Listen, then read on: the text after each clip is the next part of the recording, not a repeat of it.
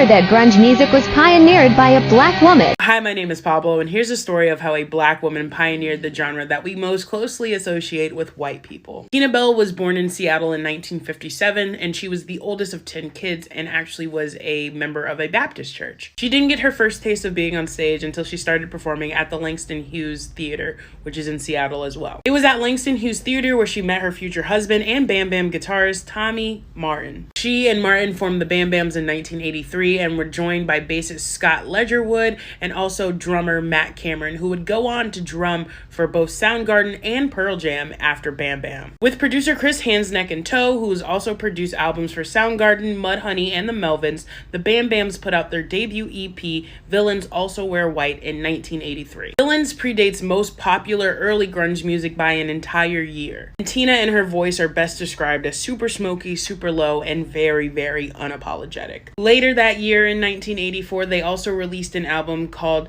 Bam Bam House Demo 84, which were some early home recordings. The band received some acclaim, but not enough, so drummer Matt Cameron and bassist Scott Ledgerwood both left the band in the mid-80s to pursue other projects. Bam Bam still opened in the late 80s and early 90s for bands like Pearl Jam and Alice in Chains. But after not receiving the recognition that they thought they should in the Seattle scene, Tina, Tommy, and a new rhythm section ended up going over to Europe to see how their music would fare there. Fortunately, they didn't get the attention or garner the attraction that they were looking for, and they actually ended up getting deported from Europe. In 1990, Tina left the Bam Bams and music altogether, and instead of replacing her, the three that were left over decided to just tour as an instrumental band. Tina and Tommy ended up getting divorced in 1996, and Tina went on to live in an assisted living facility and also work for a church. The original lineup of the band would remain inactive until 2012 when Tina and former bassist Scott Ledgerwood started writing music together. The band actually started planning a reunion tour, but that was tragically cut short when Tina passed away in 2012. She ended up passing away of cirrhosis of the liver, which was a direct result of her long-tenured battle with alcohol and depression. In July of this year, a bunch of Seattle-based musicians